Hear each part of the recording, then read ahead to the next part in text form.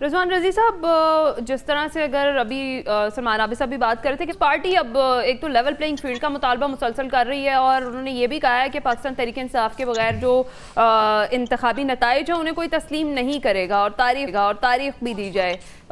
کیا یہ سب سیاسی جماعتوں کو نہیں چاہیے کہ اس پر مل کر بات کریں، جس طرح سے بھی سلمان عابد صاحب نے بھی بات کی، امتیاز عالم صاحب نے بھی بات کی کہ جب ایک پارٹی پر مشکل حالات آتے ہیں تو وہ جشن مناتی ہے دوسری پارٹی، اور جب وہی حالات اس پر آ جاتے ہیں تو پھر اس وقت رونا شروع کر دیتے ہیں؟ دیکھیے، آج اس کے حوالے سے ایک سوال جب جناب نواز شریف صاحب کو بھی کمرہ عدالت میں ہوا تو انہوں نے کہا کہ پہلے ادھر سے فارغ ہو لیں پھر یہ مطالبہ بھی کر لیں گے.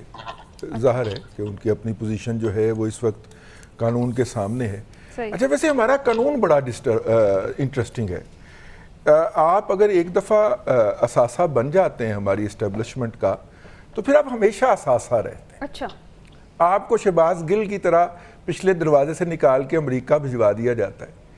آج جو ہے دیکھیے، بات یہ ہے کہ اس ملک کے اندر ایک جرم ہے جس کے لیے 1857 سے ایک ایف آئی آر لکھ کے رکھی ہوئی ہے ہم نے، اور جو بھی ہمیں ناپسند ہوتا ہے اس کے خلاف ہم وہ ایف آئی آر فائل کر دیتے ہیں.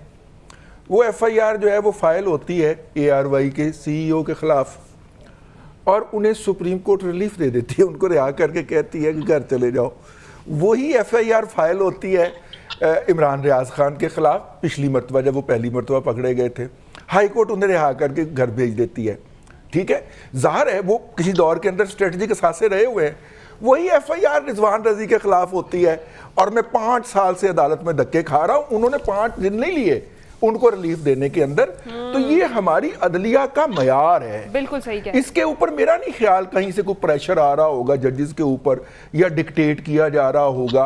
یہاں پہ عدل جو ہے وہ مین ٹو مین ویری کرتا ہے، اور یہاں پہ عدل جو ہے اس لیے میں عرض کر رہا ہوں کہ عدالت کے خلاف کوئی بات کرنے سے پہلے یا عدالت کے کسی دو طرح کے طرز عمل کو ڈسکس کرنے سے پہلے ہمیں یہ جو نظام کے اندر خرابی ہے نا اس کے اوپر بھی بات کرنی چاہیے.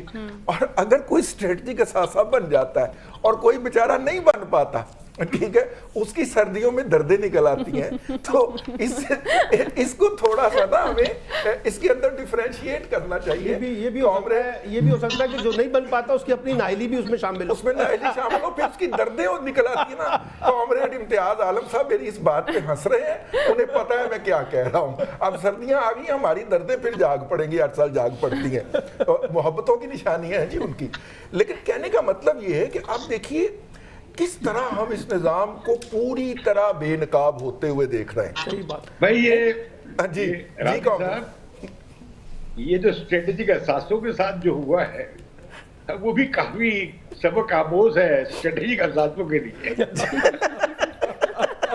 صحیح ہے. اب دیکھیے پورا نظام جو ہے وہ اپنا پیرہن تار کر رہا ہے اس وقت ہمارے سامنے کھڑا ہے، اور ہم دیکھ رہے ہیں، اور ہم جو ہے اس کے اوپر کچھ نہیں کر سکتے ماں سوائے ہنسنے کے یا رونے کے یا ٹیبل بجانے کے. اس کے علاوہ ہم کچھ نہیں کر سکتے اس نظام. اور یہ نظام آج سے ایسا نہیں کر رہا، یہ نظام پچھلے 75 سال سے اس ملک کے ساتھ، اس کے عوام کے ساتھ یہی کچھ کرنے پہ لگا ہوا ہے. اور نتیجہ آپ کے سامنے ہے کہ حرکت تیز تر ہے اور سفر آہستہ آہستہ.